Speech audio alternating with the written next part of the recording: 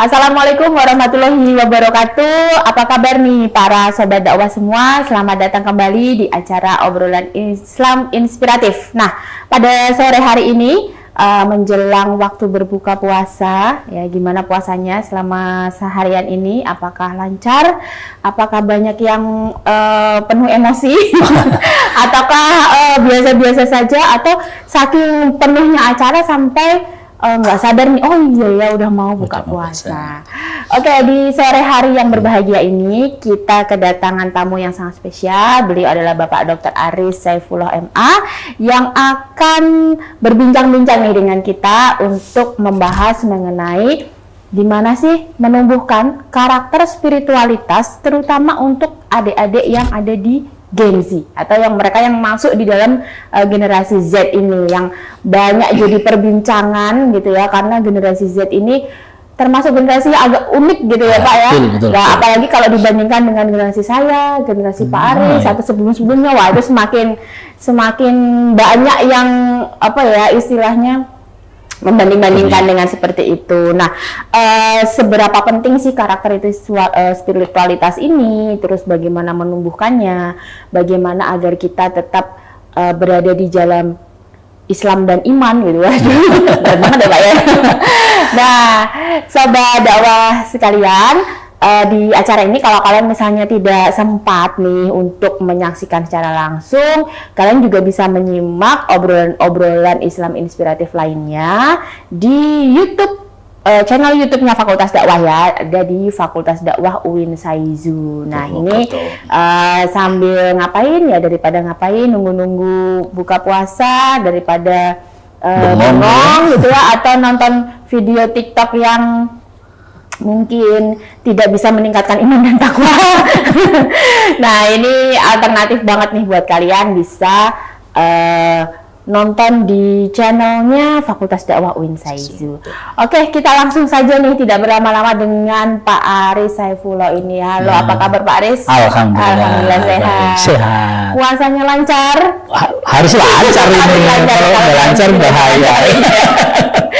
Baiklah, Pak Aris nih, kalau menurut Pak Aris sendiri, generasi Z itu generasi yang apa sih uniknya, atau dibandingkan dengan generasi-generasi kita itu bedanya apa? Oke, generasi Z itu kan berarti generasi yang lahir tahun 95 sampai 2010 ya. Berarti usianya kalau sekarang ya berarti dia antara usia 24 tahunan ya kayaknya ya, 24 tahunan, 20 tahunan itu. Berarti usia-usia memang ya mahasiswa kita sekarang ini ya, remaja akhir dewasa awal ya, betul. Remaja akhir dewasa awal ya. Oke. Ya kalau ditanyakan apa keunikannya, apa perbedaannya, ya jelas banyak perbedaannya. Tapi Gen Z ini atau generasi Z ini memang generasi yang dilahirkan dengan euforia ataupun teknologi yang luar biasa. Internet ada di mana-mana, kemudian kehidupannya diwarnai dengan media sosial saat ini. Sekarang nggak ada deh kayaknya anak-anak remaja sekarang yang nggak memiliki media sosial. Mahasiswa kita pun demikian, nggak ada yang nggak memiliki media sosial, semuanya memiliki. Punya jadi smartphone, semuanya terhubung dengan media sosial. Dan ya dunia mereka seperti itu, berbeda dengan dunia kita. Kalau dulu kita mungkin dunia dengan buku gitu ya, mereka sekarang bukunya yang cetak itu tergantikan dengan smartphone, dengan internet dan sebagainya. Jadi semua terhubung dengan konektivitas yang maya, itu dunia maya begitu. Nah, ada istilah nih Pak yang menarik, bahwa Gen Z ini adalah strawberry generation atau generasi strawberry yang kelihatannya dari luar itu tangguh, keren, kuat, ternyata di tengahnya melehoi gitu ya, letol, mudah sekali terombang-ambingkan. Kalau menurut Pak Aris sendiri benar nggak sih dengan statement strawberry generation itu? Ya, kalau menurut saya sih begini, kalau istilah itu saya pikir ya bisa tepat bisa tidak, karena justru kita lihat gini, yang tepat dulu ya, yang tepat misalkan banyak orang yang memang menganggap bahwa mereka itu lemah dari banyak faktor karena nilai sosialnya rendah, jarang bergaul, mereka lebih bergaul dengan dunia mayanya dibandingkan sekelilingnya. Nggak ada yang penean lagi ya, Pak? Nggak ada yang penean. Jambu utuh ya? Dulu ya nggak ada tuh. Dulu orientasi terawih itu mungkin pulangnya melempar rambutan mangga, sekarang kayaknya nggak ada. Tetapi kalau dilihat dari sisi yang lain mungkin akan berbeda. Jadi zaman kita dulu mungkin remaja itu mungkin banyak yang belum sukses. Tapi sekarang kita lihat kalau di zaman sekarang justru mereka banyak usia-usia 30 tahun, 20 tahun mereka sudah lebih kaya dari kita. Naiknya Mercy ya. Nah, itu artinya anaknya Rubicon. Itu karena bapaknya itu. Beda ya itu. Tapi ada juga artinya gini. Ini bisa kita lihat dari sisi positif dan negatifnya. Kalau dari sisi positifnya mungkin persaingannya, kemudian semangatnya, ide-ide kreatifnya itu bisa muncul. Tapi kalau dari sisi sosial, dari sisi ketangguhannya, ketangguhan secara fisik, mungkin memang agak berbeda. Toh juga makanan zaman dulu, zaman sekarang juga berbeda sekali, ya beda. Dan itu saya kira sangat mempengaruhi juga kalau dari sisi fisiknya. Saya pikir itulah kalau dibilang generasi yang lemah secara fisik mungkin ya perlu kita pertimbangkan kembali. Karena ide-ide mereka justru banyak yang kreatif ya sebenarnya. Mereka ini adalah sosok yang kreatif karena mereka hidup di zaman yang serba cepat gitu ya. Betul. Perubahannya cepat. Mereka harus bisa beradaptasi dengan cepat sekali gitu. Nah, kalau kita lihat nih Pak, di antara generasi Z ini kan memang mereka sangat edik sekali dengan dunia maya. Hidupnya di antara dua dunia. Jadi kalau dulu amfibi itu hidupnya di darat dan di air, nah kita itu di dunia nyata dan di dunia maya gitu ya. Nah, sama aja amfibi gitu ya. Kita juga hidup di dua dunia yang kadang-kadang kita tanya, kita yang asli itu kita yang mana ya? Kita yang di dunia nyata atau di dunia maya, seperti itu. Nah, mereka ini kan sangat terkoneksi dengan internet, kemudian terkoneksi dengan teknologi yang sekarang. Nah, kira-kira itu ada pengaruhnya dengan spiritualitas mereka nggak, Pak? Ya, jelas sekali itu memiliki pengaruh. Jadi secara sederhana begini, sekarang mereka smartphone itu ya saya anggap mereka adalah sebagian ruhnya mereka. Bahkan kita pun misalnya kalau ke kantor atau kampus nggak bawa HP itu balik lagi Pak, balik lagi cari waktu balik lagi. Mereka pun sama seperti itu. Jadi sebagian ruh atau bahkan sebagian besar jiwanya justru ada pada smartphone itu. Jadi orang dengan smartphone bisa membuka semuanya, bisa mengetahui semuanya, semua keterbukaan itu muncul ada. Dan ini yang bisa jadi kelemahan, bisa jadi kelebihan. Kelemahannya ya ketika mereka tidak bisa memfilter atau tidak bisa memilahnya, tidak bisa mengambil manfaatnya, ini akan menjadi pelemah bagi dia. Tetapi kalau bisa, ini akan menjadikan semangat lebih baik, pengetahuannya lebih banyak dan seterusnya. Nah, dalam bidang spiritual ini yang kadang-kadang perlu kita gaungkan. Bolehlah kita belajar agama dari internet, bolehlah kita belajar agama dari Mbah Google gitu ya. Tetapi setidaknya kita tahu persis siapa yang kita pelajari. Karena kadang-kadang kita follow. Siapa yang kita ikuti gitu. Karena kadang-kadang tidak jarang di sana ya, karena keterbukaan itu ya, kan kita bebas untuk memilih. Kadang-kadang ya malah justru tidak ada pertentangan di antara masyarakat berkaitan dengan keagamaan. Dan itu kadang-kadang kita kalau salah memilih ya bisa jadi kita salah jalan gitu. Kita menjadi orang yang menentang dengan tetangga kita, menentang dengan orang tua kita dari sisi spiritualnya dan seterusnya. Makanya memang kita ya pilihan harus tepat gitu. Pilihan harus tepat. Berarti pandai-pandailah ya untuk memilah dan memilih akun mana yang di-follow agar FYP-nya itu nanti juga menyesuaikan ya kan. FYP itu kan menyesuaikan mana yang menjadi preferensi kita, dan kayak mereka FYP dengan logaritmanya itu kan kayak tahu banget ya kita itu lagi pengen apa, kita lagi mikirin apa, kayak seolah-olah mereka nih kayak dukun dukun digital gitu ya, yang bisa seolah tahu. Kalau kita terbiasa dengan memfollow akun-akun yang mungkin bisa menumbuhkan spiritualitas, mungkin juga akan bisa meningkat gitu ya Pak ya. Tapi kalau semangatnya saya pikir ini sangat bagus ya, semangat media sosial dalam beragama sekarang meningkat. Artinya meningkat ya karena keterbukaan itu, orang bisa tahu di mana-mana, oh di sini ada pengajian, di sini ada sholawatan, di sini dan sebagainya. Itu semangatnya itu menjadi tinggi, semangatnya mereka itu tinggi. Hanya tinggal memang konten isinya yang perlu kita berhati-hati, perlu kita waspada. Kita juga mungkin bisa melihat ya Pak, kalau bahwa akun-akun dengan ustadz-ustadz yang kekinian gitu, itu followersnya jutaan followersnya jutaan, dan mereka benar-benar sekarang nggak suka deh kok misalnya ada penceramah yang marah-marah, pasti ngomong apaan sih kayak gitu ya. Mereka lebih suka bagaimana mereka di dalam tanda kutip diajari dengan cara yang lembut, kemudian tidak menggurui gitu ya. Itu tantangan banget buat fakultas dakwah ya Pak? Iya, besar, benar sekali itu tantangan besar bagi kita semuanya. Apalagi mahasiswa dakwah ya, ini sobat dakwah ini harus memang betul-betul menjadikan lingkungan sekitar kita itu arena dakwah. Dakwah itu terbentang luas dimanapun kita berada, yaitu lahan dakwah. Saya pernah menanyakan, bahkan hampir sebagian besar mahasiswa itu yang saya ajar itu, saya mengadakan polling kecil-kecilan itu.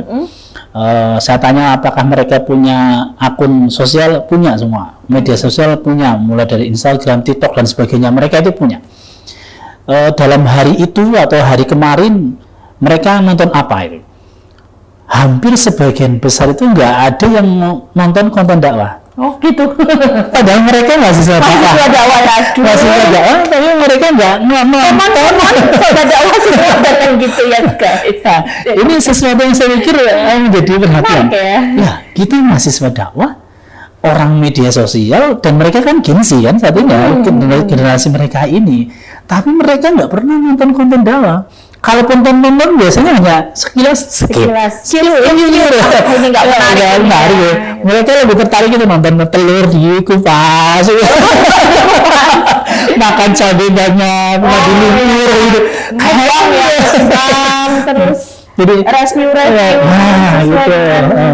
Ini yang perlu kita ini mahasiswa sobat dakwah ini harus betul-betul mulai memanfaatkan media ini sebagai dakwah. Apakah mungkin perlu dakwah di atas pohon atau apa?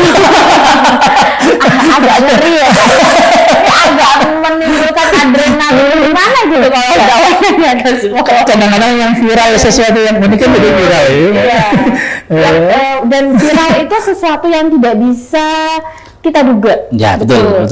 Jadi kalau misalnya kita ini pasti lagi ngetren, ini pasti bakal viral, belum tentu. Yang udah lama berlalu baru viral sekarang juga mungkin ya Pak ya, baru cocok konteksnya dengan sekarang misalnya, itu baru kemudian muncul lagi. Atau yang saya paling agak-agak nggak bisa masuk di akal saya itu adalah yang orang mandi itu Pak. Oh gitu, mandi lumpur ya? Orang mandi lumpur terus nanti dikasih gift, dikasih apa ya, semacam nanti bisa dikoinkan, diuangkan seperti itu. Saya lihat ini urgensinya di mana, pentingnya apa, itu hiburannya juga nggak menghibur gitu, apa gitu ya. Tapi ternyata itu viewersnya itu banyak sekali, dan dia juga dapat gift di sana. Karena dia dapat gift bisa diuangkan, akhirnya dia menganggap itu sebagai sebuah ladang bisnis gitu ya. Akhirnya ditiru yang lain gitu ya. Ditiru yang lain. Jadi ini atau yang gila ini jadi viral ya. Saya pikir dakwah nggak harga segila itu deh. Ya harus ada bedanya buat sobat dakwah semuanya. Apalagi yang memang menggeluti dunia dakwah. Tapi saya punya pikiran kayak gini. Mahasiswa kita dakwah kan 6 ribuan ya, 6 ribuan. Kalau dalam satu hari mereka bikin konten atau status dakwah saja, satu hari satu, berarti ada 6.000 konten tersebar luas. Betul. Kalau satu hari satu minggu itu berarti udah berapa itu 5 kali? Siapa tahu dari 6.000 itu ada satu aja yang FYP ya? Nah, betul. Lumayan ya. Nah, artinya kan ini perlu lah, ini tantangan kita semuanya sih, bagaimana membangun spirit Islamnya, spirit dakwahnya. Karena mereka mungkin merasa belum butuh Pede. itu, belum pede, belum ini bukan dunia saya. Padahal mereka mahasiswa dakwah. Harusnya ini udah mulai mereka. Atau gara-gara mereka nggak pede karena nggak good looking, Pak. Kan katanya kalau lo good looking, lo dimaafin.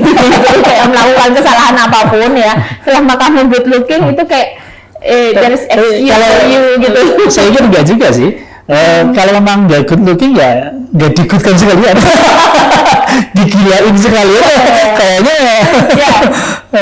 Saya rasa semakin kesini pun orang untuk melihat konten-konten dakwah tidak harus selalu yang good looking, ya, Pak, betul. ya. Jadi yang mungkin tampangnya minimalis, tidak good looking, Betul. ya harus good attitude dong, Ya, ya, betul. good ilmunya gitu ya, sehingga bahwa kalau fisik itu kan ciptaan Ya. Allah, anugerah dari Allah, kita merawatnya iya, tetapi itu bukan satu-satunya yang membuat kita menjadi sukses. Jadi mungkin mahasiswa sekarang atau mungkin sobat dakwah dimanapun berada itu kan mungkin lebih suka dengan video-video pendek ya, Pak. Betul. Cuma 1 menit kayak gitu, cuma Atau 30 konten yang nggak video saya pikir kan juga Bisa ya? bisa yang bentuk tulisan, karikatur itu. Saya bayangkan saja kalau misalkan satu hari itu 6.000 konten tersebar ke media media sosial, Ya. satu hari 6.000 loh. Ya, terbanjiri. Wah, Gitu itu ya. Itu baru fakultas dakwah saya belum fakultas dakwah di UIN yang Nah, lain itu. atau bahkan ya tidak menutup kemungkinan untuk universitas Betul. PTN ya, PTU perguruan tinggi umum gitu yang tidak perguruan tinggi negeri keagamaan pun juga oke nggak masalah gitu kan. Jadi akan lebih ramai Lebih ramai dengan lagi hal-hal gitu yang ya, positif semacam, gitu ya. Nah, kira-kira kalau misalnya mereka mengkonsumsi konten-konten spiritualitas itu bisa meningkatkan spiritualitas juga nggak, Pak? Iyalah pastinya mereka konten-kontennya berisi maka spiritualitas juga pasti akan nambah karena walaupun kayak gini mungkin awalnya hanya tertarik dengan konten tertentu saja tetapi ketika lama-lama dia tertarik pasti dia akan mengamati isinya. Orang mungkin akan kenal Gus Baha karena ramai dibicarakan orang. Kenapa dia dibicarakan? Sesungguhnya mungkin ada yang wah kok hanya seperti ini saja misalkan. Tapi setelah mungkin dia dalami, oh ternyata iya juga ya, menarik gitu.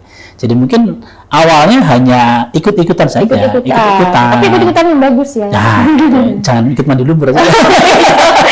Dakwah sambil mandi lumpur. Eklektik gitu ya, menggabungkan dua hal ya. Kayaknya enggak deh, jangan deh. Cukup yang mandi lumpur biarlah mandi lumpur ya. Yang kita dakwah tetaplah dakwah gitu ya. Oke. Kemudian ini Pak, mungkin generasi Z itu sebenarnya juga pengen nih meningkat spiritualitasnya, pengen meningkatkan iman dan takwanya, tapi mungkin belum semuanya paham caranya. Nah, kalau menurut Pak Aris sendiri, apa sih tips ya, terutama buat Gen Z ini untuk bisa meningkat nih spiritualitasnya? Kalau Gen Z itu kaitannya dengan media sosial, gini.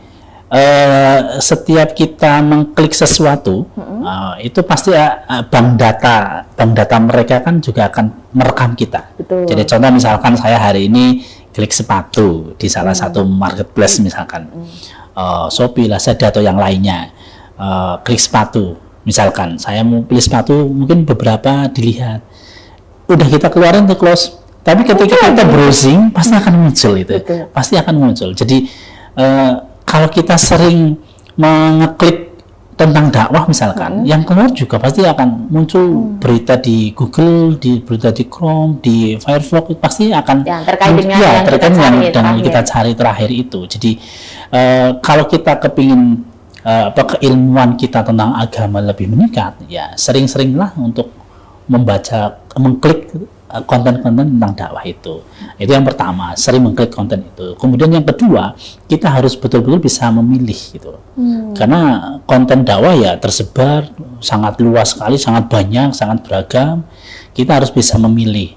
Nah, kalau sobat dakwah kan artinya dia udah paham. Ini A, B, C. Jadi kalau dia paham A, B, C ya enggak masalah ya. Dia bisa membedakan itu. Tapi semakin banyak kita misalkan memihak kepada A, maka itulah yang akan semakin muncul. Semakin muncul. Saya muncul itu Gus Ikdam ya, karena saya suka Gus Ikdam, jadi suka muncul Gus Ikdam. Iya, kayak gitu pasti akan seperti itu.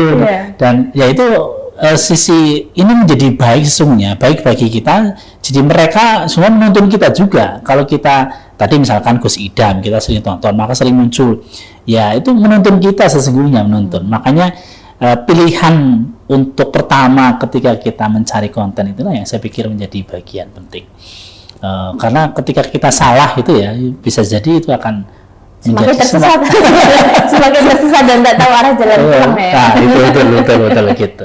Saya pikir itu, Pak. Gitu. Oke, menarik sekali nih sobat dakwah dimanapun Anda berada, gitu ya. Kalian bisa meningkatkan spiritualitas itu tidak harus dengan mendatangi di mana nih ada pengajian kita berbondong-bondong ke sana, tidak harus selalu seperti itu. Sambil rebahan juga bisa ya. Jadi anak sekarang itu hobinya rebahan ya, main game tapi berharap bahwa tiba-tiba keluar kamar itu sukses ya, di luar udah ada Rubicon menanti, sudah ada makanan enak menanti dan sebagainya. Itu tidak bisa dicapai dengan cara rebahan doang ya Pak ya, pastinya harus ada langkah-langkah konkret nih, misalnya apa yang kalian lakukan, mau bikin usaha, kan nggak cukup cuma diawang-awangin aja, dipikirin aja, tetapi ya implementasinya apa. Begitu juga dengan spiritualitas kita, kalau kita ingin meningkat ya harus ada usahanya. Kalau cuma rebahan aja tapi nontonnya video yang joget-joget ya nggak meningkat juga ya, spiritualitasnya menurun. Walaupun memang kalau menurut Pak Ari sendiri bahwa spiritualitas seseorang itu ups and down, betul tidak Pak? Ya, saya pikir ya, dia akan bisa meningkat, bisa akan menurun tergantung apa yang dialami dia saat itu. Jadi kalau dia baik bisa jadi baik. Tetapi begini kuncinya, semakin banyak kita berteman dengan orang baik, pasti kita akan lebih baik gitu. Jadi pilih-pilih lah teman ya. Pilih teman, jadi kalau pilih konten. nggak boleh kita milih teman, harus ya kalau menurut saya Pak, pilihlah yang baik gitu ya. Kalau baik dengan semua orang ya, tapi kalau kita berteman dekat ya tentu saja yang baik. Yang baik gitu. Oke, mungkin terakhir nih Pak, ada closing statement apa nih buat Gen Z biar mereka memiliki karakter spiritualitas ya, terutama ini kan meningkat di bulan puasa dan harapannya setelah Lebaran nggak turun lagi nih, tapi naik terus gitu. Kadang-kadang malah mereka menikmati puasanya di awal-awal itu, di akhir-akhir mereka kan menikmati ngabuburit sih Pak ya, mencari takjil ya, mana masjid mana yang takjil apa hari ini, mana yang bagi-bagi atau menunggu ibunya gitu ya. Jadi saya pikir agar dia tetap terus spiritualitasnya tetap meningkat terus itu ya, saya pikir tadi kalau dalam hal kita sebagai generasi Gen Z ya, yang tidak lepas dari internet, tidak lepas dari media sosial, ya semakin banyaklah kita untuk bergaul dengan mereka, bergaul dengan media sosial yang baik, keagamaan yang baik. Di samping juga yang kadang-kadang ini sekarang itu kita terlupakan itu ya, berhubungan dengan masyarakat secara nyata itu kan lemah. Jadi makanya itu juga harus realnya kita tingkatkan gitu. Saya pikir Terima kasih sekali Pak Ari atas waktu dan juga kesempatan untuk menyapa sobat dakwah semua. Sobat dakwah dimanapun Anda berada, mungkin masih banyak lagi yang perlu kita bahas, tapi karena keterbatasan waktu ya kita harus mengakhiri. Semoga ini bisa menjadi inspirasi untuk kalian semua sobat dakwah dimanapun Anda berada. Dan jangan lupa untuk subscribe, like, dan juga komen ya yang ada di akun YouTube-nya Fakultas Dakwah. Baiklah, saya Rinda Widianingsih dengan Pak Ari, Dr. Ari Saifullah MA pamit undur diri dulu. Terima kasih. Assalamualaikum warahmatullahi wabarakatuh.